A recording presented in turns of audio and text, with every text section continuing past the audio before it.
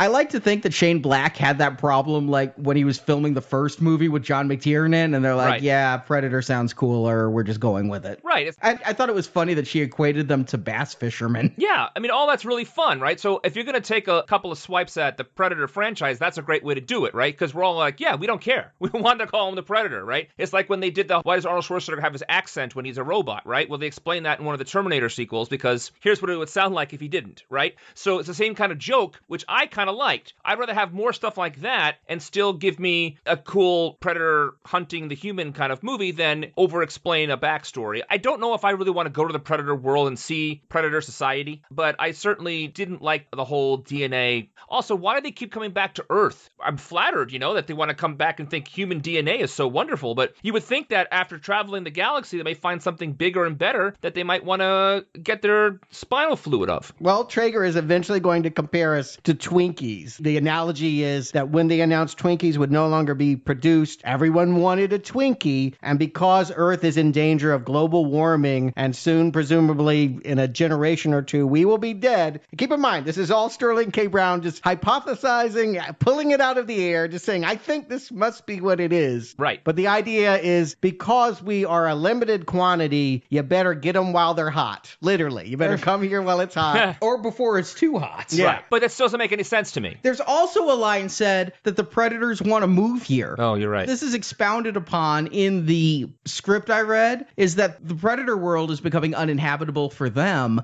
and so they do want to move here. Here, it's just a really weird dropped line. I'm like, wait, are they coming to kill us? Or are they trying to move in? Is this War of the Worlds and they're terraforming? They're just pulling from so many sci-fi sources that have done it first and done it better. Right. If you're going to move here and take over the planet, just kill everybody. You don't really need to have this DNA thing. That doesn't make any sense to me. It's like Independence Day. They're coming here to wipe us out, right? Just make a choice. I don't buy that they're going to keep coming back to Earth to get our spinal fluid. I don't buy that because even though humans are wonderful and I'm a big fan of us, I'm just saying that there's probably bigger and better creatures across the galaxy. They already know of one that's even more scary and with a xenomorph, right? So it doesn't make much sense to me. They can say that if they want to, but I don't buy it. Right. You're going to see what drinking human spinal fluid does for you because the second Predator ship finally makes it to Earth. I don't know why he was so much slower. I took it as you can't follow through hyperspace. It's the Star Wars rule, and I think they do it in Star Trek too. Once you jump to light speed, the ship following you doesn't know where you've gone. So Upgrade can't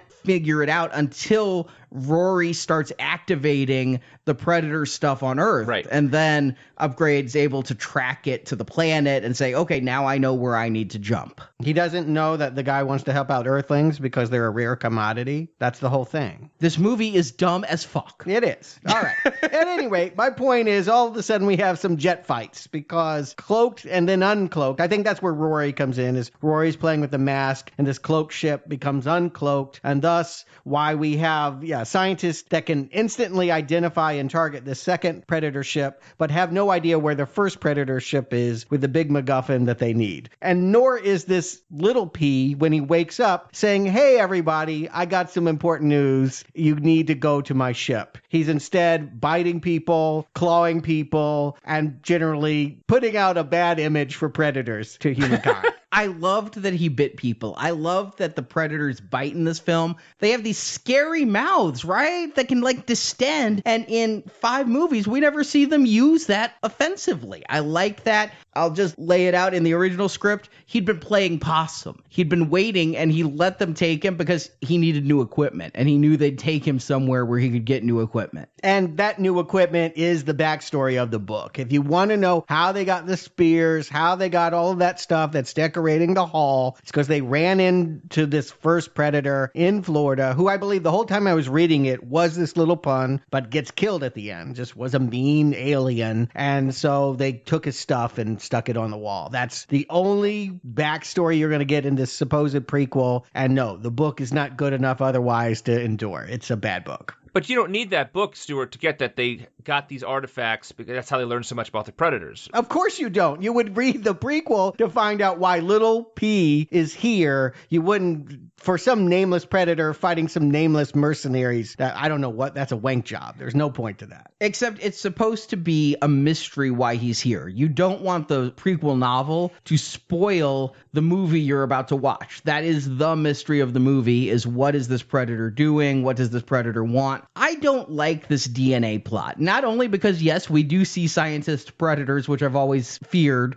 but also this is the alien thing. It's like Shane Black wanted to make an alien movie and they were too busy doing Covenant and Prometheus. And so he's like, well, if I can't have aliens that are going to look like other creatures, well, let's make the predators look different. And I dislike the fact that the predator isn't cool enough. Predator 1, Predator 2, Aliens versus Predator. At least we have the Predator. But yet in Requiem, in Predators, and in The Predator, all three, we must now have a bigger, badder predator. Remember they did this exact same shit in Predators, where there was a bigger predator who killed the tinier predator? Yeah. Why can't this big guy be the bigger predator? Because we've seen it in every franchise that goes on long enough. Right. We get bored with the original and we need to do something to spruce it up and give it a makeover. And so that means, giving it some new look. And so we have an 11-foot tall predator and a relatively, by comparison, short 7-foot predator. And they're going to both try to trace down Rory. And that's going to be the middle of this movie, is everyone's trying to find the autistic kid who has the magic spinal juice, I guess. Well, we have this predator run amok in a Terminator in the police station type scene where he kills everybody, because that's the only predator action we're really going to get for a while until they lay out more of the story of Rory with the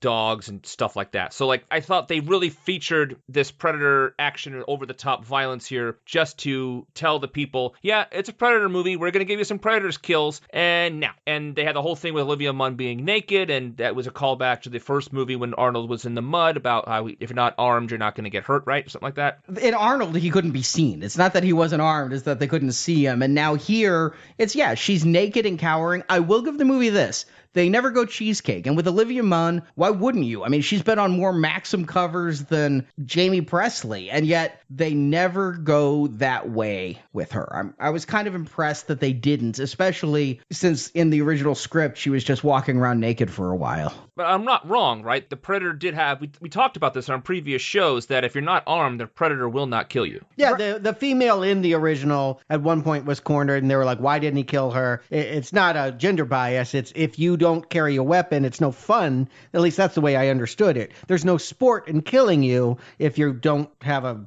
weapon in your hand. Well, if you're not a threat. If a predator is hunting you and you just throw down your gun, it's not like the predator goes, oh, well, that's over. He would have still shot Arnold if he could have seen Arnold because he knew Arnold was a danger. Here, he sees this woman just cowering, and she does not look threatening at all. But later in the movie, she does mention he didn't attack me when I was naked, and I thought for sure in the climax, these loonies were going to strip down naked and wait, and the predator was going to walk right by them. I was convinced that was going to be a big joke in the climax of the movie, and that never came. Thank God. I'm not saying I wanted that. I'm just saying that's what I thought they were going to do. We need less loonies. I mean, here they're given free reign. They take over the bus and they kind of capture her. She literally shoots herself in the foot with a tranq. Did she mean to jump on the bus? I'm really curious because she's chasing the predator. Yeah. Again, college professor, biologist, picks up a gun, chases the predator. The predator leaps from the roof down to the street because he's a predator. He can do that.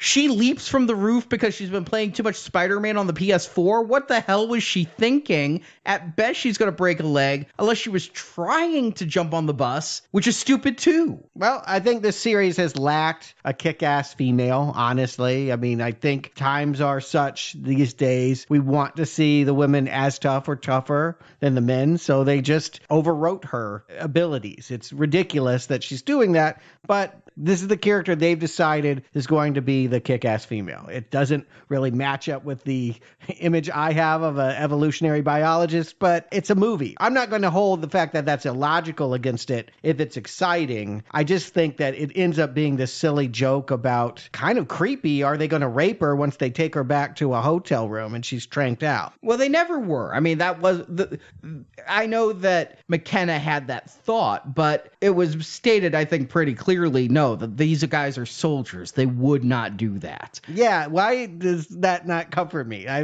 was like, yeah, that's not a good enough excuse, actually. Casualties of war. Right. I can think of movies where that would not be a reason to cross that theory out. But whatever. They don't want to get creepy like that, and I'm glad because I just want this to have a consistent tone, and I don't want it to be about the loonies. But again, we're in the middle of this movie, and it's about them offering all these little knickknacks when she wakes up. The fact that she even stays with them. Illogical. There's really no good reason. She's told that she'll be killed if she goes back because she stole a vial. I don't understand that. They wanted her to look at the vial and to verify that they're on the right track with the predator juice and the spinal stuff. This is made more explicit in the original script, is that she didn't trust them, so she stole that. And so because she then proved herself untrustworthy, Traeger is saying kill her, and that's what makes her stick around. I mean, McKenna says, you can leave if you want to, but they were trying to kill you. All right, I don't understand this. So the Predator escapes. He jumps on a military van, gets in the back, kills all the troops.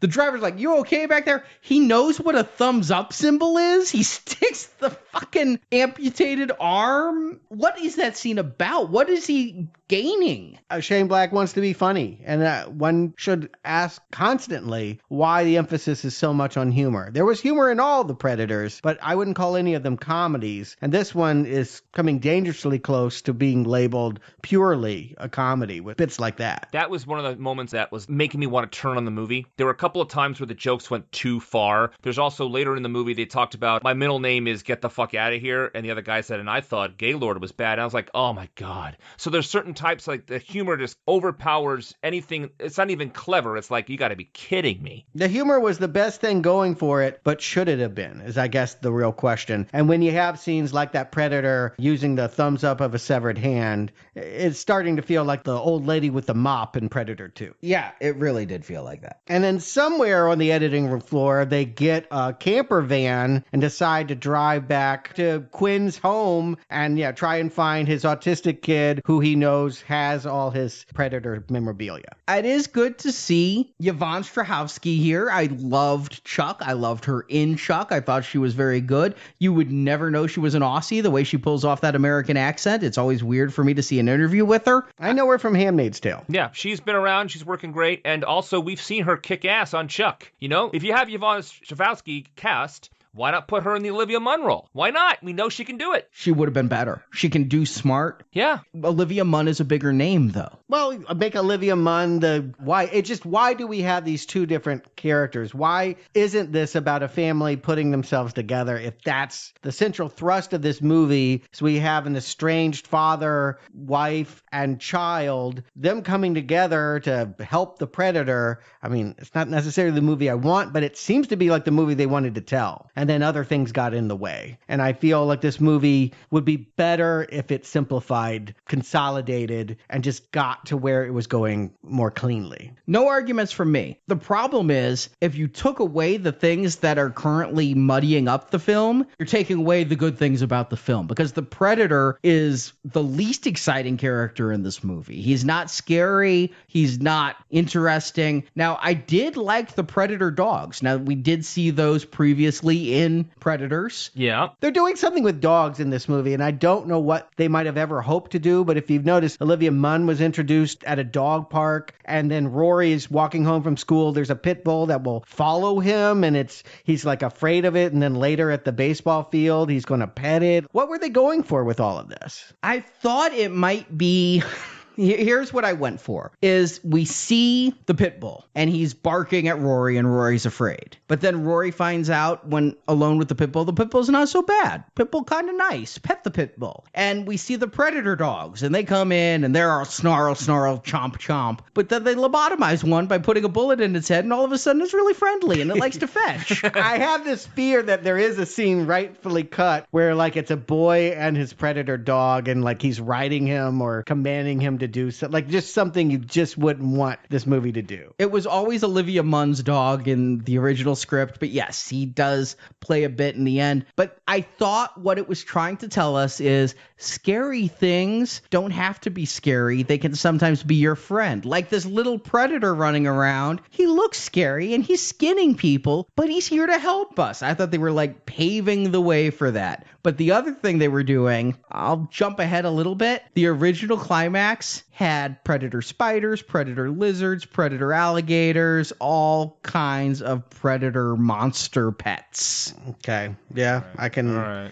I can see why that would be something you'd cut. It was the entire last half hour.